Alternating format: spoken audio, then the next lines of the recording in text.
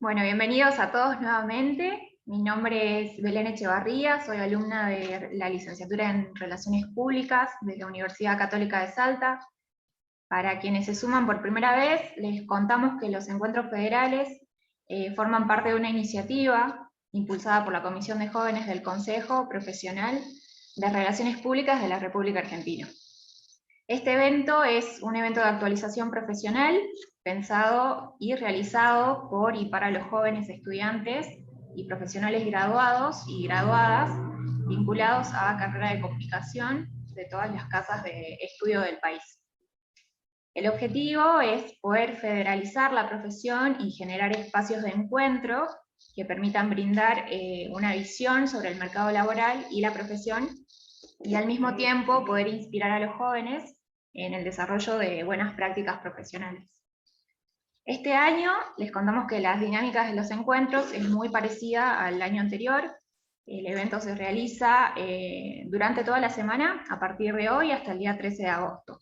Está distribuido en 5 jornadas, donde se llevan a cabo diversas charlas enfocadas, enmarcadas, en la teoría, en la temática de diversidad e inclusión. Todas estas charlas tienen un interés académico y profesional. A ver, vamos revisando el chat. Bien. Para que todos podamos aprovechar esta experiencia, les pedimos que tengan en cuenta algunas cositas antes de empezar. Es importante que todos tengan sus micrófonos en silencio, para que los ruidos no hagan interferencia y podamos escuchar bien. En cuanto a la cámara, es su elección si la dejan prendida o apagada. Recuerden que pueden tener un lápiz y un papel a mano para tomar apuntes y notas. Y al final de la charla vamos a abrir una sección de preguntas con el disertante, pero mientras las pueden ir dejando en el chat para que las recopilemos y se las hagamos al finalizar. Los invitamos también a compartir en redes todo lo que va pasando en el evento, con los hashtags Encuentros Federales, Miradas Inclusivas, Comisión de Jóvenes, PR Sin Fronteras y Consejo PR. Nos pueden encontrar en redes como Jóvenes RRPP en Instagram, en Facebook como Comisión de Jóvenes y en Twitter como Consejo RRPP. Les agradecemos a todas las personas que nos acompañan en la jornada del día de hoy, y también al jefe de la carrera de la licenciatura en Relaciones Públicas e Institucionales de la UCASAL, el licenciado José Lamas. Gracias por todo el apoyo y la difusión del evento. Bien, ahora el presidente del Consejo Profesional de Relaciones Públicas de la República Argentina, el señor Diego Campal, nos compartirá unas palabras. Diego tiene más de 20 años de trayectoria en consultoría, en comunicación y asuntos públicos. Trabajó durante 15 años en Berson Masteler, actualmente BCW. También participó en la fundación Agora Public Affairs, que es una consultora especializada en asuntos públicos y comunicación de crisis. Desde 2016 está al frente de la oficina de Jeffrey Group en Argentina y además es director regional de asuntos públicos para Latinoamérica. Es docente de posgrado en la Universidad Católica Argentina y en la Universidad y Salud. Durante los últimos 2 años también presidió la educación de consejo en educación, la Comisión de Educación. Buenas tardes, Diego. No sé si me puedes escuchar. Belén. Hola, ¿cómo estás? Escucho perfecto. Hola Belén, hola a todos. Gracias por invitarme. Hola José. Bueno, hay muchos amigos por ahí conectados. Así que bueno, es mi primera actividad oficial como presidente del Consejo después de la Asamblea, así que celebro que sea con esta comisión. La verdad que bueno, los que me conocen de hace tiempo saben que tengo una debilidad histórica por la Comisión de Jóvenes, donde me parece que pasa toda una energía muy positiva para el Consejo, es el tractor que lleva adelante las actividades. Bueno, hoy tenemos muchas comisiones, ¿no? La verdad que el Consejo ha crecido mucho, pero Jóvenes es históricamente la que siempre traccionó. Así que la verdad que los felicito siempre por todo lo que hacen, y los felicito particularmente por esta actividad, porque creo que levantan 2 temas que van a ser estratégicos, y que lo vienen siendo, ¿no? Pero vamos a poner más foco en eso también en los próximos 2 años, que es la federalización y por otro lado los temas de diversidad, inclusión y orgullo. Por el lado de la federalización, la verdad que, y creo que se tocan los temas de alguna manera, ¿no? Porque yo recuerdo una anécdota linda cuando hicimos la última Olimpiada desde la Comisión de Educación, que fue la primera Olimpiada virtual que hicimos, y eso abrió mucho más la participación a estudiantes de todo el país.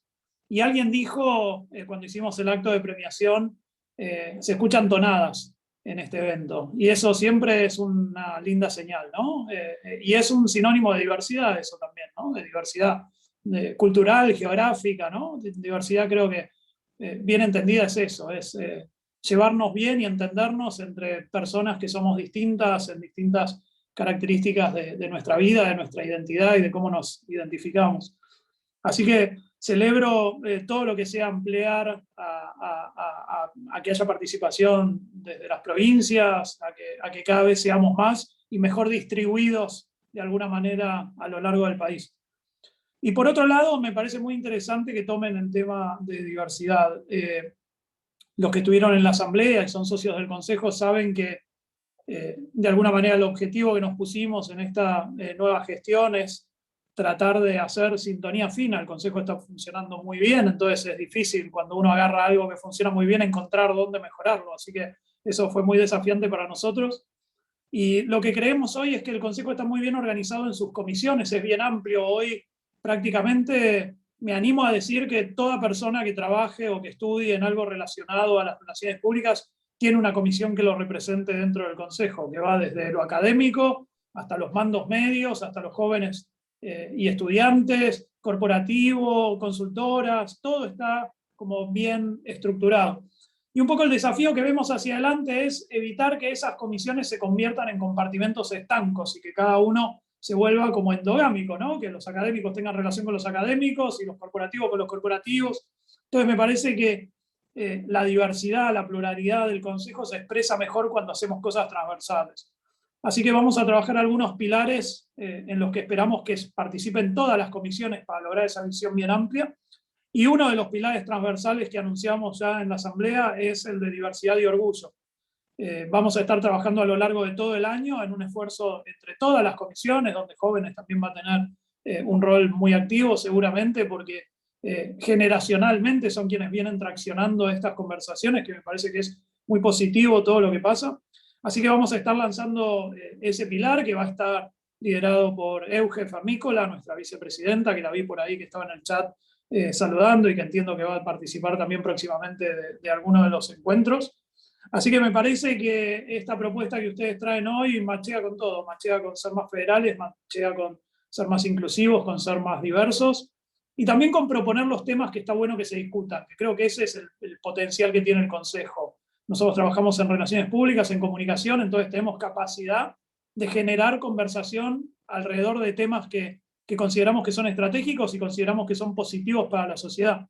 Y en estos temas en particular, que hoy van a empezar a abordar ustedes con Juan Manuel, que ya lo veo ahí que está esperando para hacer su presentación, creo que tiene que ver con eso, ¿no? Creo que la diversidad y la aceptación del otro, la comunicación tiene mucho que ver. Cuando la cosa no fluye es porque hay prejuicios, es porque hay ideas erróneas, y la comunicación tiene mucho que ver en eso, tiene mucho que ver en facilitar los procesos, en mostrar que hay situaciones en donde no hay un problema, que creo que ese es el aspiracional a donde tenemos que llegar en temas de diversidad y de orgullo, ¿no? A que ya no tengamos que discutir estos temas y tengamos que mostrar que está todo bien, sino que esté aceptado, que sea lo que en inglés se dice un non-issue, ¿no? No es problema, ni siquiera hace falta que hablemos de ese tema. Me parece que ese es como el último estadio al que todos tenemos que aspirar, y me parece que este tipo de encuentros y que fomentemos la conversación alrededor de estos temas es un muy buen primer paso en ese camino. Así que no quiero tomar más tiempo, felicitar a todos los que estuvieron atrás de la organización de estos encuentros, saludar a todos los jóvenes que se conectaron hoy. Siempre reconozco chicos jóvenes que están estudiando, que muchos trabajan y que igual se hacen un tiempo ahora para conectarse acá y escuchar gente. Escuchar gente siempre abre la cabeza, háganlo siempre. Siempre uno se lleva algún concepto, escucha algo nuevo, y eso en la formación y en todo el proceso de ser buenos y mejores profesionales siempre está bueno. Así que los felicito a todos los que se tomaron el tiempo para sumarse hoy. Los que no son socios del Consejo, por supuesto, este va a ser un chivo que voy a tener en cada presentación que haga. Están invitados a hacerse socios, ahí la Comisión de Jóvenes los va a recibir con los brazos abiertos y seguro que les van a dar trabajo enseguida, porque así es como ellos funcionan. Así que bueno, bienvenidos a este ciclo, un placer que me hayan convocado para hacer la apertura y no tomo más tiempo. Felicitaciones para todos. Bueno, muchas gracias, Diego, por tus palabras. Agradecemos tu participación hoy. Y bueno, continuando con lo que estábamos hablando y con las temáticas de inclusión y diversidad, en esta oportunidad tenemos el placer de recibir a Juan Manuel Paredes, con quien compartiremos una charla bajo la temática Diálogo asertivo bajo una verdadera inclusión, para una verdadera inclusión. Para contarles un poquito de Juan, Juan es licenciado en Relaciones Internacionales, graduado en la Universidad Nacional de Rosario, tiene una maestría en Educación de la Universidad Internacional Iberoamericana y se encuentra cursando un doctorado en Educación en la Universidad Católica de Córdoba. Es educador y cuenta con diversos posgrados vinculados a la gestión educativa y cultural.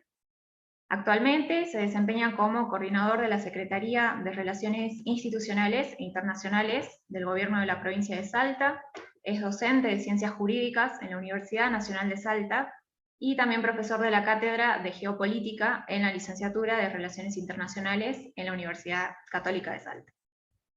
Muchas gracias, Juan, por sumarte a esta propuesta y poder estar acá compartiendo este espacio. Te damos lugar, te escuchamos. ¿Qué tal? Buenas tardes. Bienvenidos a este encuentro. Bueno, agradecer las palabras de Diego, también la presencia de José, que en algún momento hemos estado dialogando acerca de las relaciones públicas y la fundación para la que estoy trabajando en este momento también como miembro honorario.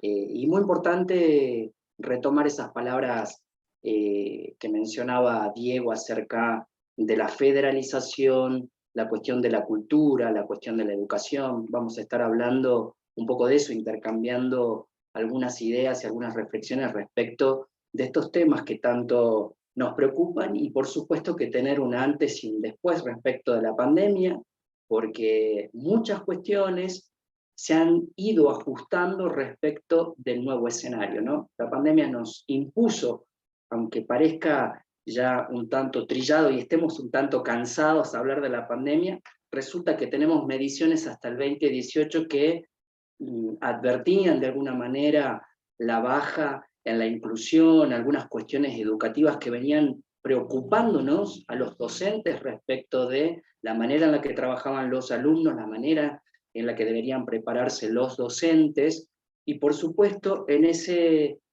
vaivén de cuestiones aparece la pandemia y nos ha impuesto determinadas lógicas que vamos a tener que rever, ¿no? Por supuesto que el tema de la empleabilidad y la tecnología están cruzando esas cuestiones.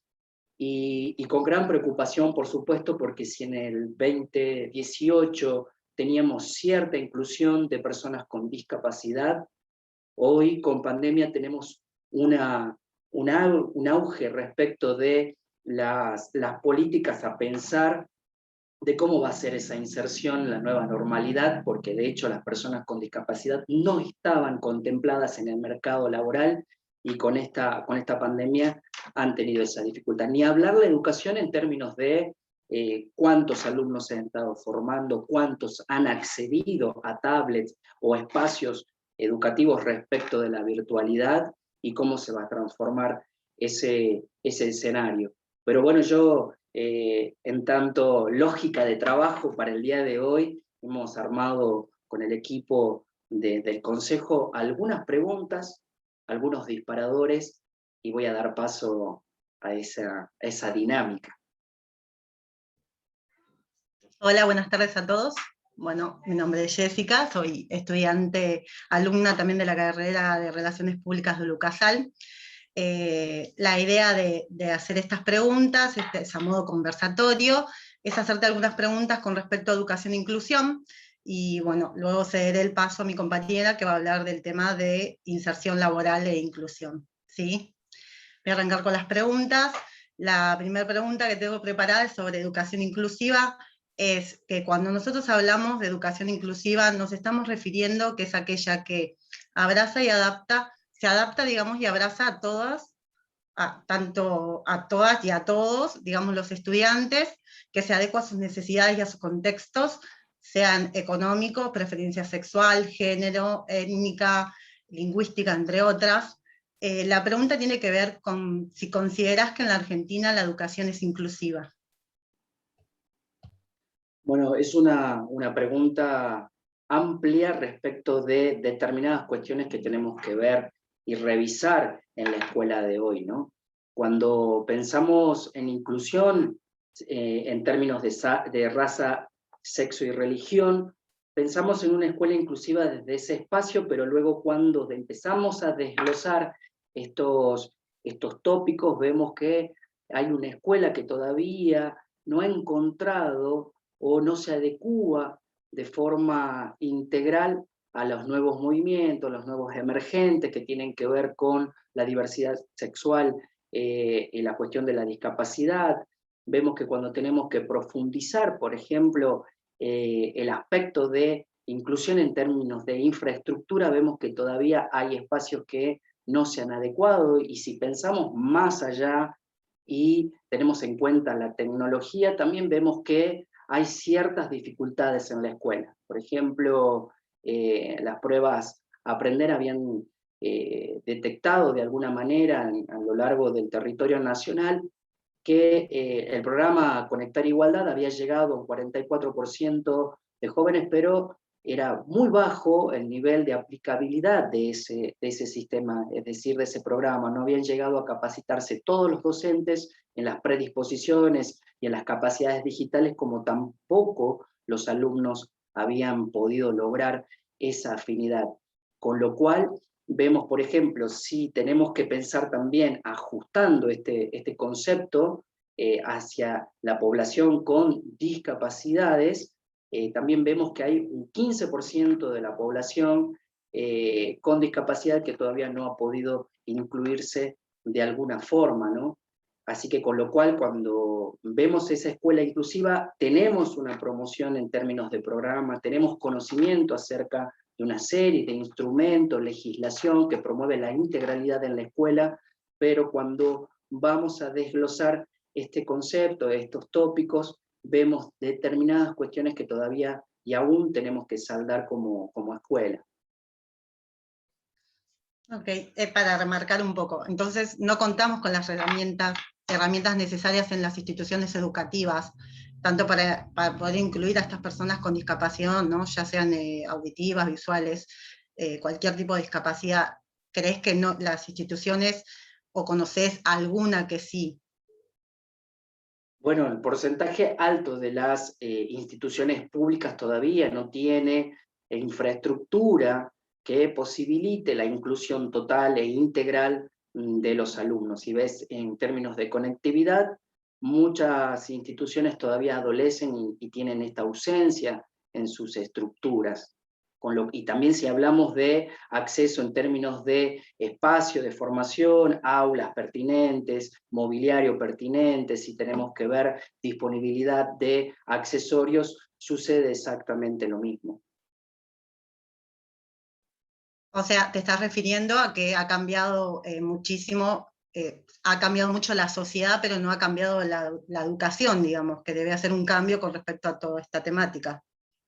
Exactamente, mira, interesante lo que me preguntás, porque, por ejemplo, yo les asiento de los jóvenes que habían accedido al Conectar Igualdad, ese gran programa respecto de la inclusión digital de los jóvenes, tienen todavía dificultades respecto de la preparación en educación en capacidades digitales. Cuando se mide esos jóvenes todavía no han accedido o no han tenido o no tienen predisposición digital para trabajar las máquinas. Lo mismo pasa y sucede con los docentes. Hemos tenido que avanzar en términos de formación digital para los docentes para poder adaptarse al nuevo sistema. Y también vemos que hay un porcentaje muy alto de escuelas que no acceden todavía a Internet, es decir, no tienen Wi-Fi.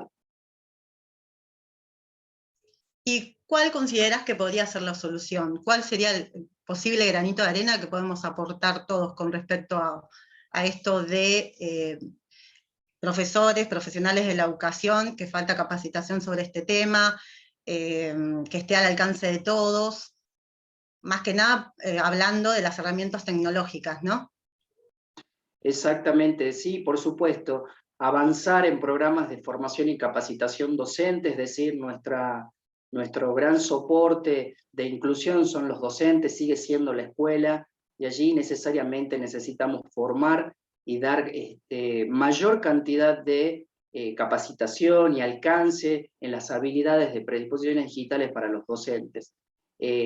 Por ejemplo, un dato interesante para América Latina, durante la pandemia, solamente un 10% de los chicos había tenido una experiencia de interacción con los maestros. Es decir, el hecho de interactuar todavía sigue siendo un arma poderosa de la escuela, con lo cual esto se retrajo, se redujo durante la pandemia, y esta predisposición y esta habilidad en la escuela debería fortalecerse aún más. Si es que estamos viendo que se ha disminuido la interacción con los alumnos, deberíamos fortalecer espacios que tengan que ver con mayor interacción con ellos, en un espacio de especialización, de personalización, con el contacto con ellos, alguna herramienta que nos permita tener mayor feedback con los alumnos. Y por supuesto, esto tiene que ver con el mundo de las aplicaciones, esto tiene que ver con el mundo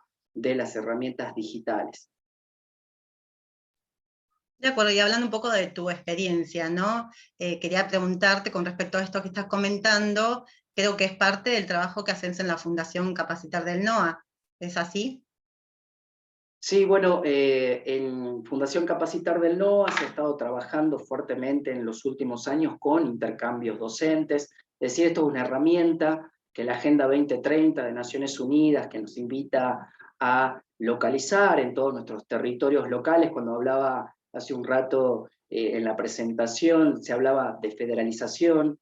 La Agenda 2030 nos invita a federalizar estos contenidos, ¿no? Si uno de las convocatorias que hace el ODS 4, que es el de calidad educativa, tiene que ver con los mundos y los posibles mundos a conocer por los docentes, y uno de esos es el intercambio docente, que todavía tiene una demanda muy grande y adolece nuestro cúmulo docente, porque son muy pocos los que han logrado experiencias extranjeras, experiencias en otros lugares de formación, y esto realmente posibilita conocer metodologías diferentes, técnicas diferentes, formas de abordaje novedosos, diversas maneras de tratar hoy la educación. Y es tan interesante esta pregunta que me haces, porque me lleva a respuestas también con tópicos que me mencionaste y que tienen que ver con la diversidad y la federalización. Hoy la escuela nos invita a mirar diferentes mundos, ¿no? A mirar la diversidad,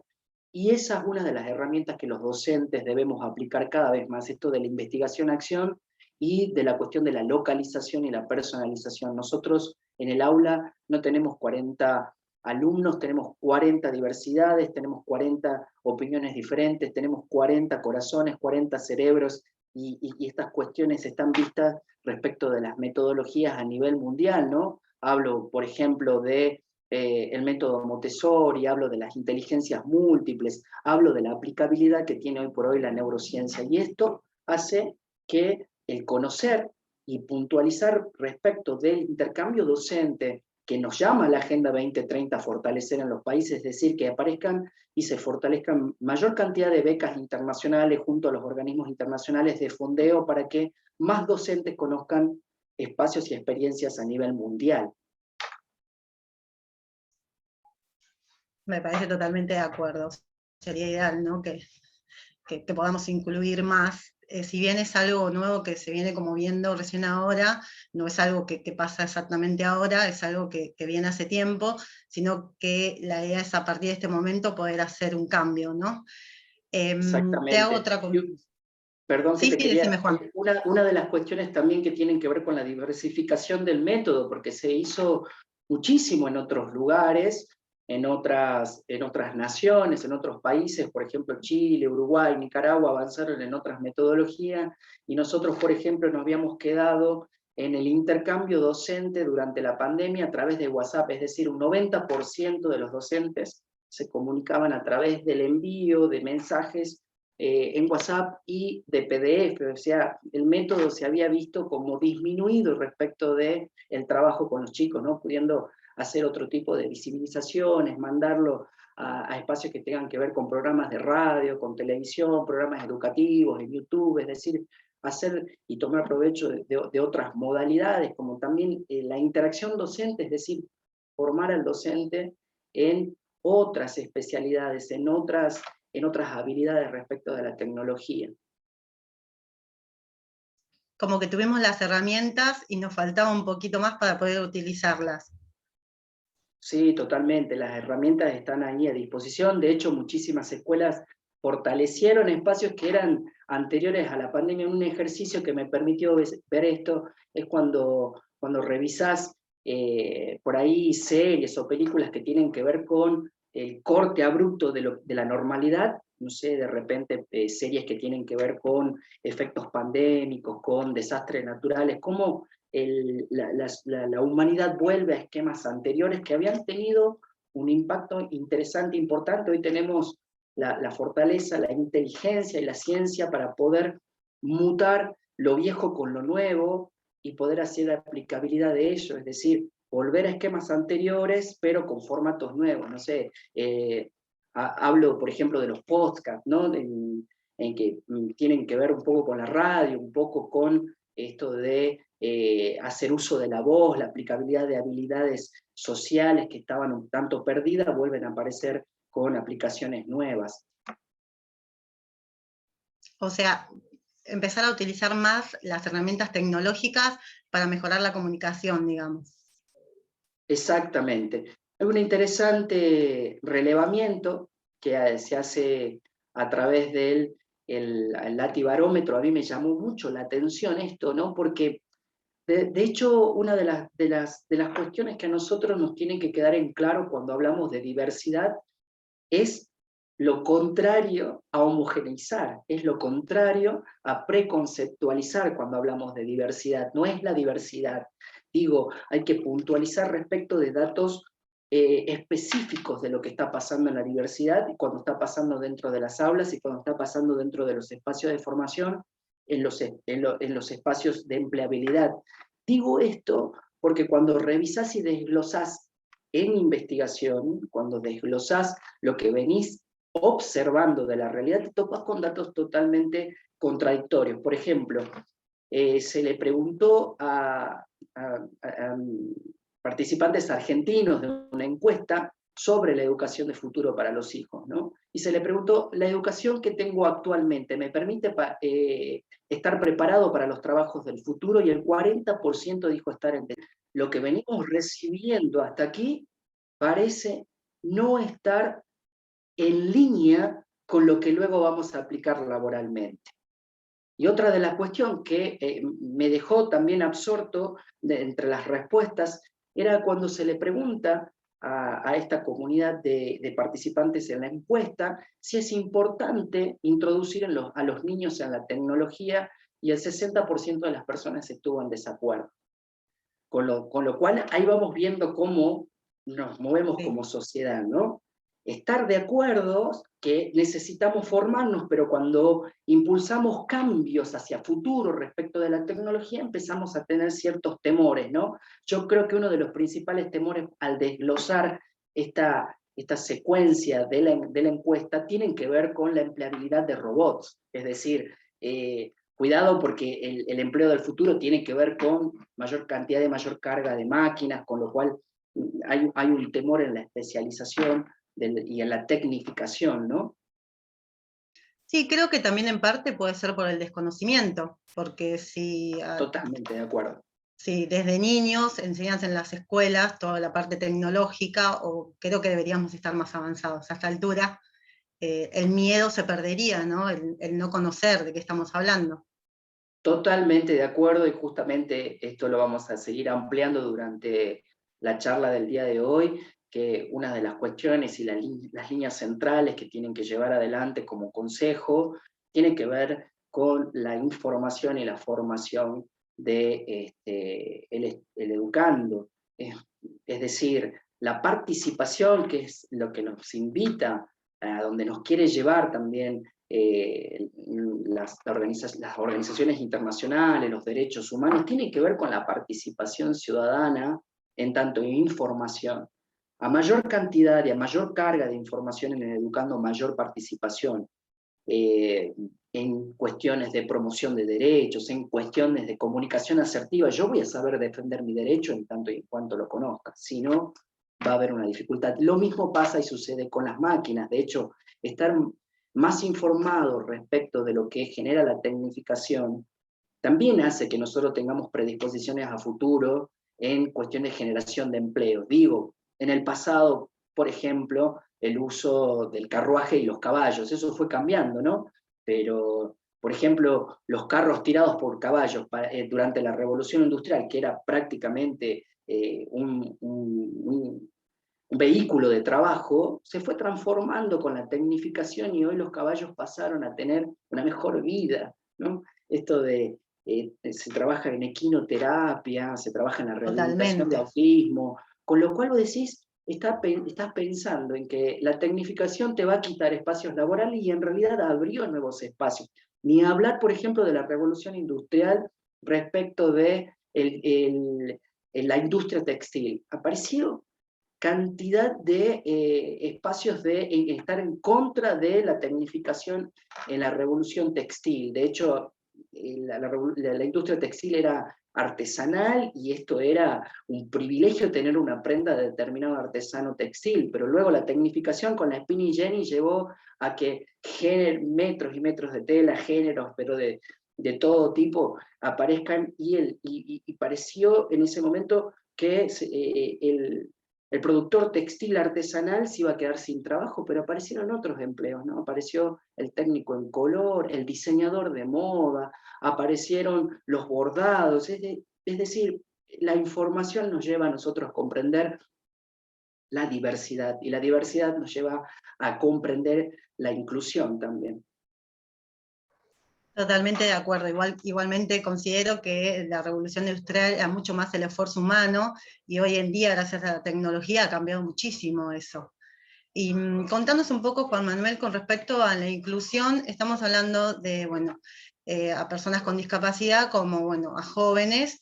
Mi pregunta es con respecto a qué pasa con la inclusión de personas de pueblos originarios, como también así de personas mayores que, bueno, si los jóvenes de hoy en día les cuesta mucho todo este tema de herramientas tecnológicas, ¿qué opinás al respecto de la inclusión de las personas mayores y, bueno, de los pueblos originarios, que menos adecuados todavía?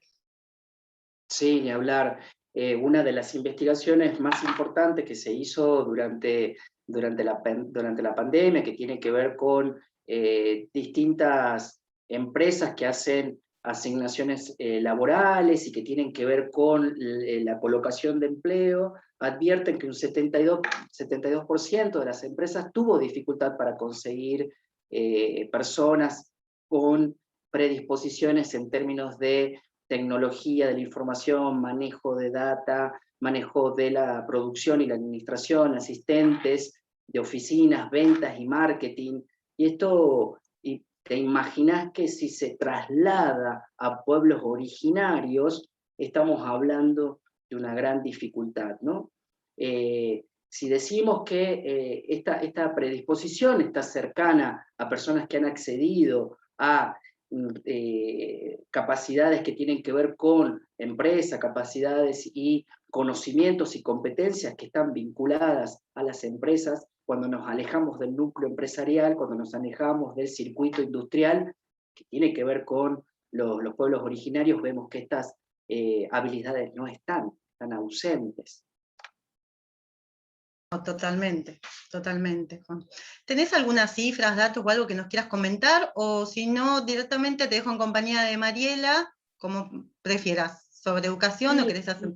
Mira, respecto de esto que hablábamos de discapacidad, una de cada 10 personas, de cada 10 jóvenes, con discapacidad tiene empleo, es decir, es alto el nivel de desempleo en este segmento, lo cual es preocupante, ¿no? Y decíamos hace un rato que esto lo tenemos que revisar, ¿no? Porque antes de la pandemia, personas con discapacidad empleadas, por ejemplo, hemos visto en aeropuertos, los asistentes en determinados espacios, como por ejemplo las recepciones, donde trabajaban personas con discapacidad, en las cajas de los supermercados, en la atención en los bancos. Esto ha empezado a desaparecer con la pandemia, con lo cual el espacio de trabajo para las personas con discapacidad ha ido decreciendo, ¿no? Y la contratación de personas con discapacidad descendió alrededor de un 30%.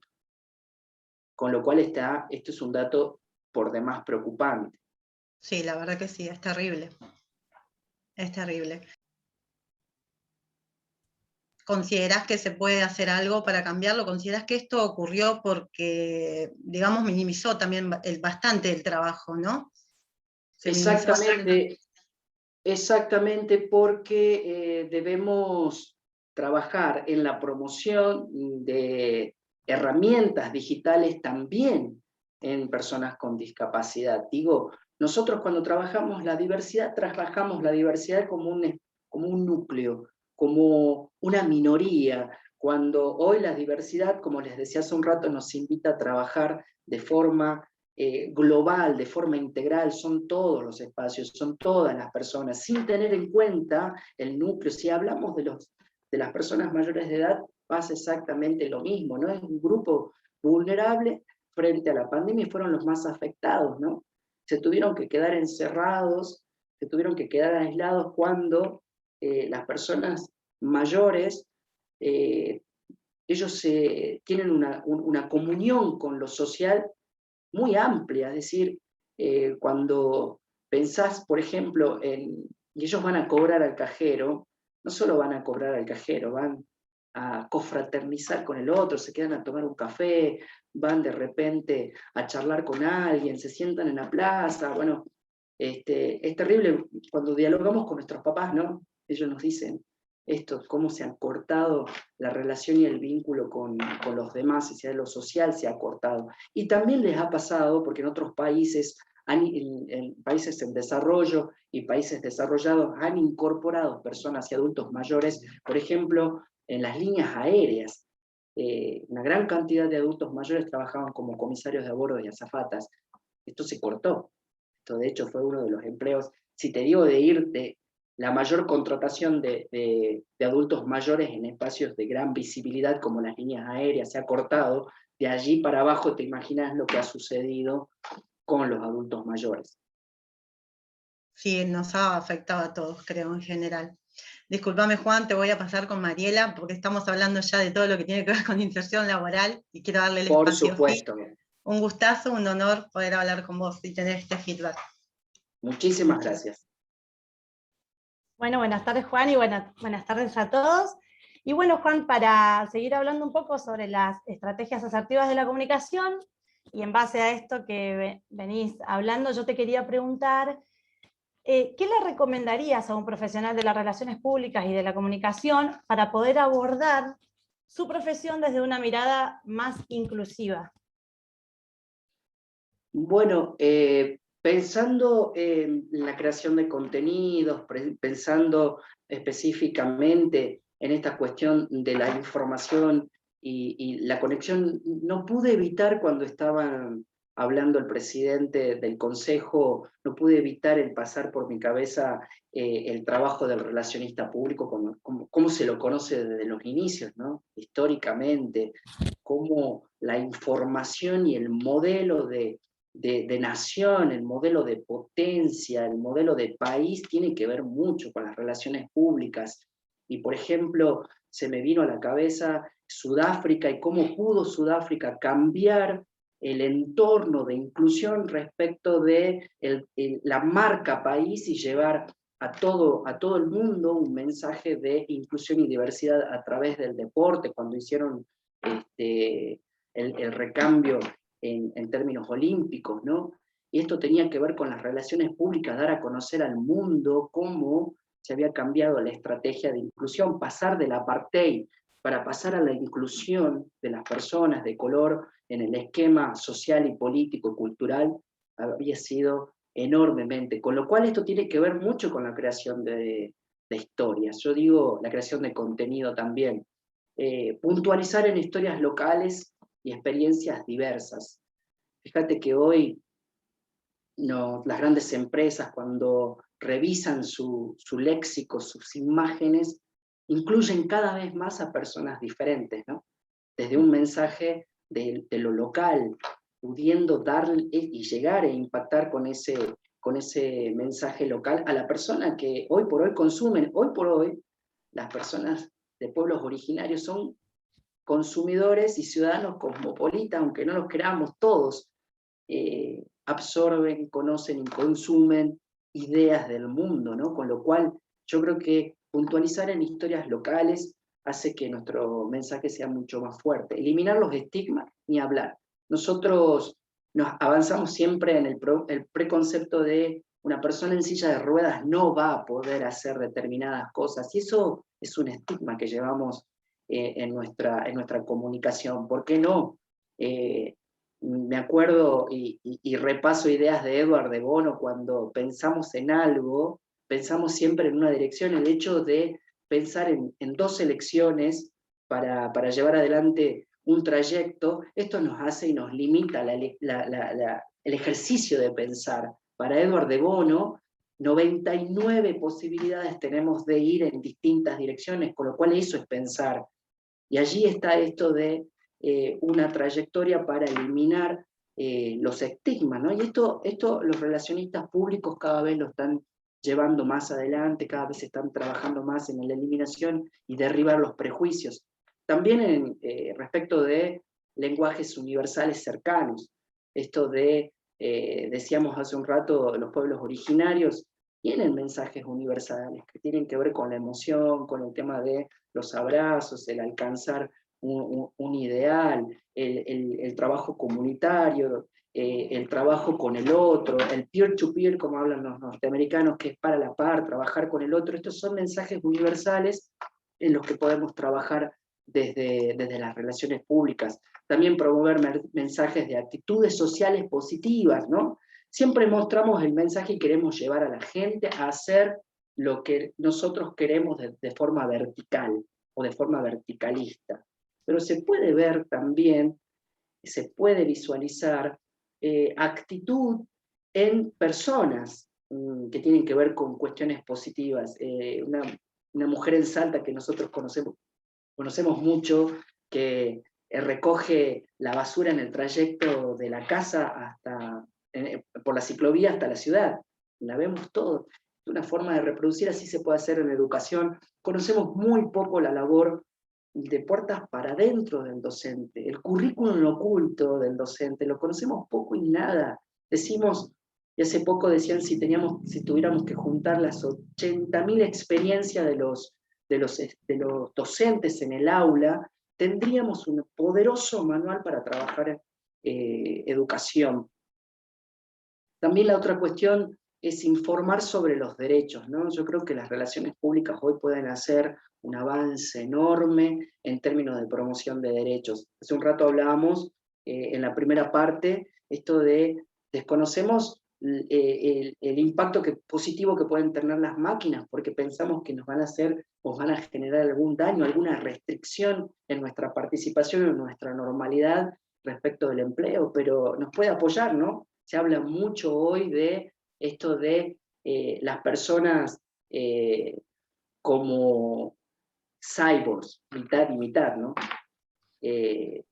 Pero hoy por hoy, en realidad, lo que se está pensando es que las máquinas ayuden y colaboren en el trabajo del día a día. En ese paso estamos, ¿no? Para poder delegar funciones que hoy por hoy están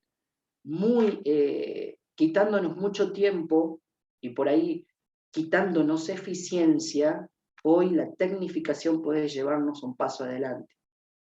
Y por supuesto que una de las cuestiones respecto estamos hablando de inclusión y diversidad, y una de las cuestiones que se restringe cuando hablamos de discapacidad tiene que ver con la participación, es eso lo que se limita, es eso el origen del concepto de discapacidad, es el corte abrupto o la restricción de la participación en el disfrute de lo social, en el acceso a los bienes públicos y sociales, a los bienes culturales, y allí nosotros tenemos, ustedes tienen un espacio enorme que tiene que ver con alentar la participación ciudadana, y creo que las relaciones públicas tienen en su haber, tienen en su conocimiento, tienen en su bagaje cultural, institucional, cómo hacer para que la gente participe. Tal cual, tal cual. Además, bueno, siguiendo un poco la línea de esto de que estás hablando, vos personalmente, que nos compartas tus recursos o estrategias de cómo emplear realmente una forma de comunicarse asertivamente. ¿Qué consideras cuáles serían como la clave, un tip tuyo muy personal que nos quieras traer ahora a nosotros? Bueno, esta cosa de lo social y el espacio de afinidad en lo social, creo que es una de las mayores ventajas que tenemos como seres humanos. De hecho, siempre pienso en un modelo de escuela 80-20. Me preocupa mucho la cuestión de que la tecnología quizás nos vaya quitando espacios sociales. Y te cuento que cuando se reven las opiniones de las personas respecto de la escuela y la tecnificación o la tecnología, muchos hablan de el espacio docente o el rol efectivo que debería tener el docente hacia el futuro. Por ejemplo, piden que el docente tenga un rol más inclinado a lo socioafectivo que un rol que tenga que ver con analista de datos o trabajos por proyectos. Digo, en lugar de ver un docente tecnificado o cibernético, ven la opción de un docente más social. De hecho, la mayoría de los especialistas que hablan de tecnología hablan que vamos a necesitar mayor soporte socioafectivo en el futuro, porque de hecho vamos a estar mediados por las máquinas, mediados por entornos un tanto artificiales, un tanto bóticos, con lo cual lo social es el tip a trabajar. Esa es la comunicación asertiva que nos hace falta decir cada vez más y hablar cada vez más de lo social como un beneficio. De hecho, se ve una de las cuestiones que limita la participación ciudadana y limita lo social tiene que ver con el individualismo que ha generado la pandemia, y anterior a la pandemia ya se venía notando este flagelo humano, le voy a llamar, porque el individualismo nos separa del otro, nos hace ver como egoístas, nos hace ver con poca iniciativa frente a lo que le sucede al otro, nos hace contrarios a la diversidad. De hecho, es una de las grandes problemáticas dentro de la escuela. Se hizo investigación puntillosa sobre este aspecto y, por ejemplo, cuando se hacen aperturas de centros de estudiantes para que los chicos participen, muchos no quieren participar y muchos opinan que este espacio social en realidad está degradado o que no es tan importante. La participación es más bien individual, te va a decir, casi un 80% de los estudiantes miran con buen agrado el hecho de cumplir con la tarea o pagar los impuestos, por ejemplo, un deber sumamente individual. Pero cuando hablan de inseguridad, hablan de un aspecto punitivo de la inseguridad. Y es contradictorio, ¿no? Porque eso es social, eso es participación, eso es conocimiento, eso es arreglar y consensuar reglas con el otro, en términos de cómo se participa, hasta dónde hay un límite, cómo son los límites. Así que con lo cual yo creo que una escuela donde haya mayor cantidad de espacio social, mayor cantidad de interacción, la conversación, que de hecho es lo que nos une a las personas, debe aparecer cada vez más en el espacio social. Juan, ¿y vos considerás que esto sucede similar con organizaciones o empresas, llevándolo más al ámbito organizacional, digamos? Bueno, o gubernamental, si se quiere. Exacto. Bueno, hablando respecto de las empresas, me parece genial la pregunta porque era un dato que quedaba un tanto colgado. Las empresas tienen que empezar a participar más en unión con la escuela. De hecho, hay una investigación del Banco Interamericano de Desarrollo que habla de unir demanda y oferta con la escuela. De hecho, salen un montón de chicos al espacio laboral sin lo que realmente demanda la empresa. Entonces, en términos de responsabilidad social empresaria, deberíamos pasar del trabajo en la plazoleta, que me parece genial poner verde una plazoleta de la esquina, pero me parece mucho más interesante la inclusión laboral, porque tiene que ver y habla de cadenas de valor, entre la escuela y la empresa, dialogar mucho más empresa con los sectores públicos y las escuelas, ¿no? Y allí sí hay empresas que están empezando a acercarse. De hecho conozco experiencias porque he estado trabajando de alguna forma con Pampa Energía, en capacitación y en formación que tiene que ver con propuestas que se hacen desde responsabilidad social empresaria para que chicos que están en la técnica aprovechen el trabajo dentro de Pampa Energía. Y esto se puede diversificar, ¿no? Porque también las escuelas deberían tomar provecho de conocer este modelo de Pampa Energía, para que se pueda replicar en otras empresas y en otros lugares industriales. Nosotros en Salta tenemos alrededor de 3.000 empresas que participan del parque industrial, con lo cual podríamos tener, ¿por qué no?, 3.000 acciones de responsabilidad social en la escuela, ¿no? Perfecto. Perfecto, Juan. Me encantó. Y respecto de las organizaciones sociales, muchas organizaciones sociales se preocupan por la educación y están trabajando con la educación, pero me pasa que veo que la organización todavía está fuera del esquema de la escuela. La escuela también, al ser social, yo hablo de una escuela 80-20, también es una escuela abierta a la realidad social. Y hablar de una escuela abierta a la realidad social es invitar a las organizaciones a plantear proyectos, a trabajar conjuntamente. Hay muchos colegios secundarios que abren sus puertas a las organizaciones. Otras organizaciones han quedado fuera y tienen proyectos hermosos y enormes para trabajar en impacto y en incidencia pública, en lo laboral, en temas de discapacidad, en temas de diversidad sexual. Muy interesante. Perfecto, Juan. Ahora te dejo de la mano de Maca, que seguramente ella también va a seguir esta línea, y agradezco a todos por mantenerse ahí escuchándonos. Excelente, Mariela. Lo Gracias. hiciste bárbaro. Gracias. Muy bueno. Creo que estás muteada, Maca.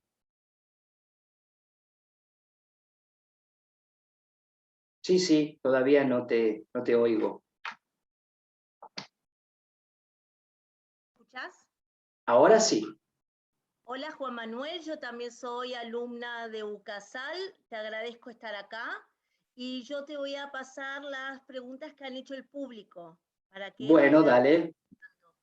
Agustina Durigón dice: Juan Manuel, ¿cuál es la opinión respecto a la responsabilidad sobre la falta de accesibilidad? La falta de accesibilidad serían las escuelas. En las escuelas, exactamente.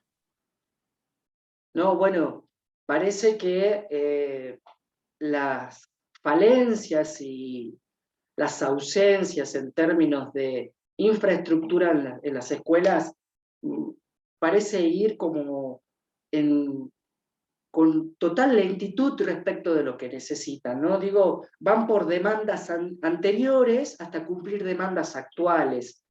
Y hoy se encuentran con demandas puntuales como esto. La sociedad hoy reclama absolutamente la integración de personas con discapacidad y personas dentro de una diversidad amplia. Y al pensar en esto, tenemos que pensar también en infraestructura. De hecho, hay muchos espacios que hablan, por ejemplo, de infraestructura con perspectiva de género. Si vemos nosotros en específico, las mujeres necesitan y tienen que tener determinados espacios donde conducirse, donde moverse de una forma que les permite integralidad. Parece que hay espacios solo para varones, ¿no? Y así, con respecto a todo, en términos de discapacidad, vemos que solamente una rampa no determina la accesibilidad de las personas. Podríamos también responder en otros términos, ¿no? Los patios, los baños, las aulas, la predisposición del espacio dentro del aula, también, por ejemplo, puertas, pasamanos, el tema de las escaleras, esto también tiene que ver con dificultades de accesibilidad. Repito, parece que vamos respondiendo con demandas anteriores y antiquísimas, ¿no? Esto de ir cambiando programas educativos, y cambiando currículum porque todavía no se adaptan. De hecho, yo vengo trabajando fuertemente en la observación sobre programas de formación que tienen que ver con ética ciudadana, y de paso los hago pensar porque creo que todos hemos pasado por la materia ética ciudadana sin entender de qué se trataba. ¿Y por qué no entendíamos de qué se trataba? Porque nunca pasó al espacio de la realidad social, nunca yo pude ver ética y ciudadana en mi barrio, lo que a mí me pasaba en mi casa, en términos de deberes y derechos, una asamblea barrial o alguna problemática que tenga que ver conmigo en términos de derecho, de inseguridad, poco y nada se trabajó, con lo cual esa cuestión de los cambios curriculares también deben estar en el debate actual docente. Y por supuesto que cuando pasamos a infraestructura tenemos un terrible problema si hablamos que todavía las escuelas no tienen accesibilidad en términos de conectividad. Vamos a notar también una gran falencia allí. Bueno, María García Gómez de Guevara dice, los docentes aún deben prepararse para comprender qué es la integración de personas con discapacidad. Aún no todos comprenden dimensiones de la problemática porque ni siquiera conocen el vocabulario específico para referirse a la inclusión. La capacitación continua es necesaria para poder avanzar a estas temáticas. Veo con ello y con lo que acabas de decir que empezamos por casa, ¿no? Como que desde lo chiquitito vamos a un poco más allá, como que tenemos que trabajar desde la comunicación, todo lo que es desde nuestro lugar para poder crecer, también un poco lo que dijiste con las comunidades, cómo mostrar desde nuestras comunidades. A esto te pregunto, ¿cuáles son los recursos y estrategias que vos solés emplear en forma habitual para comunicarte asertivamente? Bueno, siempre esto que les comentaba respecto de la observación, nosotros siempre parece que aplicamos un plan de acción sin llegar al público que vamos a conocer. Parece que aplicamos un plan de acción de antemano sin saber qué vamos a tener dentro del aula, con lo cual mi plan de acción siempre es el conocer uno a uno las personas que tengo dentro del aula, conocer específicamente lo que sienten, lo que piensan, cómo viven, cuáles son sus demandas, sus deseos respecto de el trabajo a llevar adelante en el aula, los tópicos. Voy sondeando también si determinados tópicos están bien para trabajar, cómo los podemos trabajar desde diferentes ópticas, desde diferentes posicionamientos, acercar una realidad. Yo siempre trabajo cuestiones internacionales, por ejemplo, vengo trabajando las migraciones, pero hay un tema muy preocupante que tiene que ver con Marruecos y España, que es una situación que a los argentinos nos toca de cerca porque es muy parecido al caso de Islas Malvinas, y que tiene que ver con la integración de personas y la inclusión de personas de color en España y toda esa cuestión allí de la migración, pero lo traslado a otros escenarios, ¿no? Diálogo sobre las migraciones, pero también nosotros en Salta tenemos problemáticas de migraciones ocultas, ¿no? Migraciones que tienen que ver del campo a la ciudad, de pequeñas localidades a nuestra ciudad de Salta, también migraciones que tienen que ver con pueblos originarios a la ciudad de Salta, con lo cual es posible ver esto, ¿no? Es posible dialogar y debatir cuestiones locales con cuestiones de problemática internacional que nos acercan a los derechos. Esa es mi impronta siempre, trato de trabajar con cada una de las personas, no se puede ser global, porque descartamos, ¿no? Se tiene que ser en realidad local en la globalidad, sin descuidar los aspectos de cada uno de los que nos rodean. Me parecía también interesante esta cuestión de la inclusión y la propuesta que hace UNICEF respecto de tomar en cuenta la diversidad, y habla de la inclusión como un proceso eterno eternos porque somos eternos también como comunidad humana, ¿no? Un proceso de una interminable búsqueda de la comprensión y de respuesta a la diversidad. Porque es constante, ¿no? Estamos en constante movimiento. De hecho, siempre hablamos, por ejemplo, de algo que nos afecta y nos atormenta, que tiene que ver con las crisis de valores. Estamos en una crisis de valores, los chicos piensan horrible, los chicos tienen unos planteos rarísimos, y gracias a Dios estamos en crisis de valores, y vamos a vivir en crisis de valores propio de las sociedades, con lo cual tenemos que saber entender que ese proceso va a ser constante, pero en esa constante también tenemos que ir comprendiendo cómo es el otro, cómo es la diferencia, y cómo responder a esa diversidad. La otra cuestión que me pareció interesante es empezar a pensar es que la inclusión tiene que ver con la reducción de barreras, ¿no? Como obstáculos a la participación. ¿Cuántas cosas nos obstruyen a todos? Creo que nos encontramos prácticamente adosados toda esta cuestión. A todos nos cuesta participar porque hay determinadas barreras, y creo que si empezamos a luchar contra esas barreras, por ejemplo, la no información, el no conocimiento de determinadas cuestiones, como la participación ciudadana, cómo se participa, cómo se accede, el hecho de conocer dónde la gente se capacita, y también cómo nos capacitamos, ¿no? También eso es interesante conocer. Yo hace un rato les decía esto de conocer el currículum oculto de los docentes. Muchos docentes hacen ahí chiquito en un aula un trabajo enorme que desconocemos. Esto es un trabajo importante para llevar adelante. Y también esta cuestión de aprender a vivir y trabajar juntos y compartir todos juntos las oportunidades, los bienes sociales disponibles, porque pensamos que solo que los bienes sociales son para un grupo, y en realidad son para todos. Hay que encontrar la beta, las 99 posibilidades de diferente acceso a ese bien público, ¿no? Tenemos la posibilidad de ver espacios de educación complejizados para que participemos todos. Y por último, me gustaba ver esta cuestión de transformar los sistemas, ¿no? Las estructuras existentes. Tenemos miedo muchas veces a lo nuevo, pensamos que no va a funcionar, y tenemos temor de eso, pero fíjate que uno de los temores que teníamos ya es hoy. Teníamos miedo que la escuela se quede sin alumnos, y ya se quedó sin alumnos. No lo digo de forma trágica, ¿no? Porque muchos nos hemos trasladado a la formación en diferentes plataformas. ¿Cuánto nos educamos en YouTube? ¿Cuánto nos educamos en plataformas del Banco Mundial, del Banco Interamericano, de UNICEF, que tiran cursos y seminarios por ahí? Nos formamos a través de TikTok. O sea, la escuela se tiene que adaptar, o por lo menos saltar a espacios de novedad y de sorpresa respecto de las formas de educar. Muy bueno. Te hago, a partir de lo que vos decís, te voy a hacer una última pregunta. Vos hablaste de trabajar en los pequeños espacios, y también hablaste de vivir y cómo crecer. Hablaste de trabajar en los pequeños espacios, y hablaste también de vivir y crecer a partir de tus vivencias.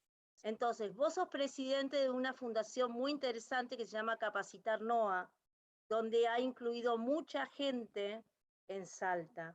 Queremos pedirte si nos puedes dar una experiencia, alguna historia, una experiencia de vida que nos pueda servir a los demás para poder replicarla en lo que sean nuestros trabajos, sea el que fuere.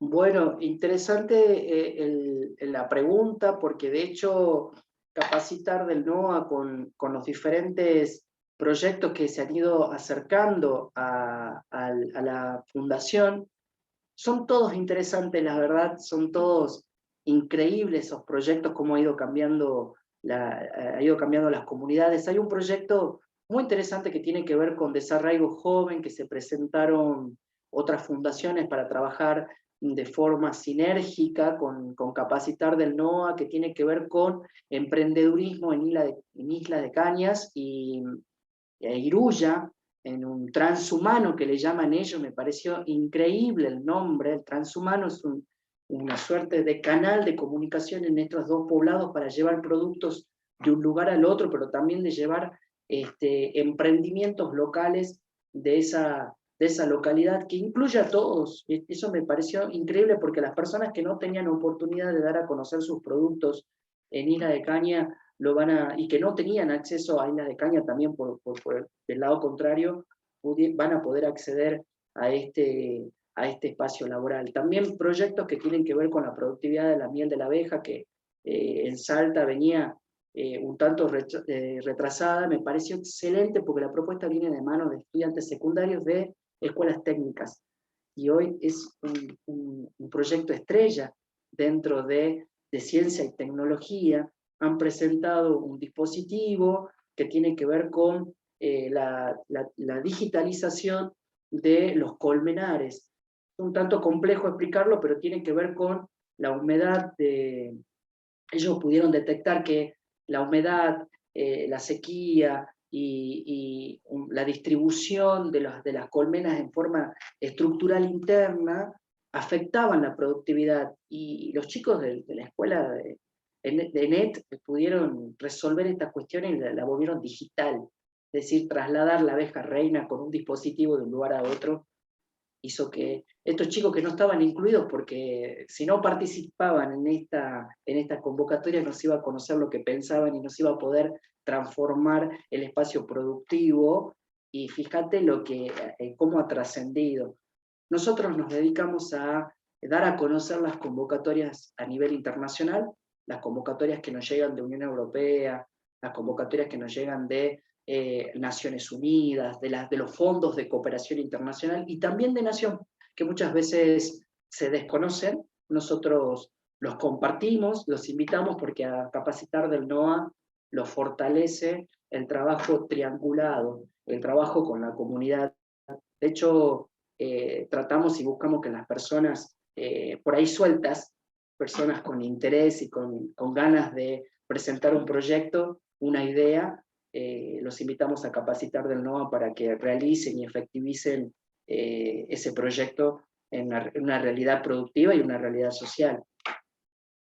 Bueno, muchísimas gracias, la verdad súper interesante todo lo que has hablado. Me quedo en lo último que dijiste, es dar a conocer. Es súper importante que nosotros desde nuestro espacio demos a conocer, comuniquemos, unamos, y todo lo que nosotros vamos a entregar a los demás va a ser bueno para el crecimiento de todos. Muchísimas gracias, y bueno, Belén, te paso a vos. Muchísimas gracias, Maca, muy amable. Bueno, muchas gracias, Juan, por tu... Te quedaste muteada, Belén. Ahí está. Ahora sí. Bien. Muchas gracias, Juan, por tu tiempo, por compartir con nosotros toda tu experiencia, tus conocimientos. Este aporte es muy valioso para quienes están presentes acá. Queremos pedirle a todos, por favor, un aplauso para Juan y su participación. A ver. Bien, y también aprovechar para... Bueno, ahí estoy leyendo un poquito el chat. Muchas felicitaciones para vos. Qué bueno que les haya gustado.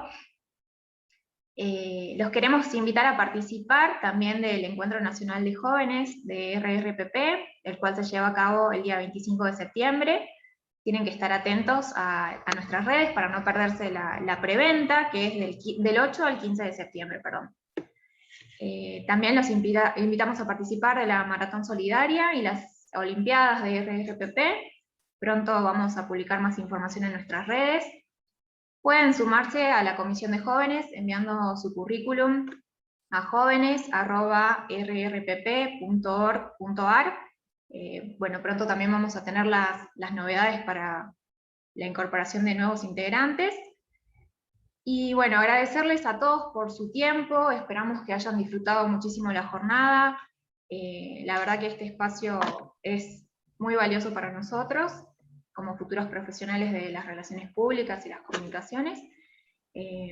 Los esperamos mañana en la segunda jornada de Encuentros Federales 2021 a las 18:30. Vamos a tener la presencia de Consuelo Herrera y Franco Castro, quienes nos van a estar hablando sobre inclusión de la teoría a la práctica. No sé si, Juan, si querés decir alguna otra cosita. Bueno, agradecer la invitación, siempre estos espacios de intercambio entre comunidades, entre instituciones, entre personas, viene tremendamente bien.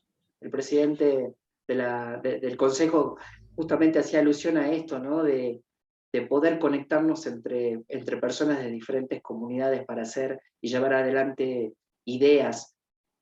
También hacer una convocatoria, quizás. Nosotros en Fundación Capacitar del NOA estamos tratando de mutar nuestras redes sociales, mutar nuestro espacio, nuestras comunicaciones, y bueno, para quien tenga ganas y de ayudarnos, de darnos una mano, bienvenidos a sumarse a la convocatoria. La página está en construcción, por eso no van a ver nada. De hecho, cuando me hice cargo de la fundación dije, la página tiene que cambiar, los logos tienen que cambiar, todo tenemos que cambiar, tenemos que modernizarnos, y yo veo las redes de ustedes y la verdad que me encantaron, dije, yo quiero esto. Así que bueno, y también felicitar a todas ustedes que me estuvieron acompañando, Mariela, Jessica, Maca. La verdad que si hubiéramos grabado los encuentros de los otros días, teníamos cápsulas educativas para rato. Así que feliz, parece que nos hubiéramos conocido de, no sé, de otra vida, que creo que de hecho nos conocemos de otra vida. Y agradecerte, Belén, siempre me invitás, siempre estás por ahí en el espacio educativo, en la formación, así que yo por demás feliz. Esto es un reconocimiento enorme a lo que hacemos. Yo siempre me quejo de que no nos reconocemos entre nosotros, y esta es la evidencia pura de que sí lo hacemos.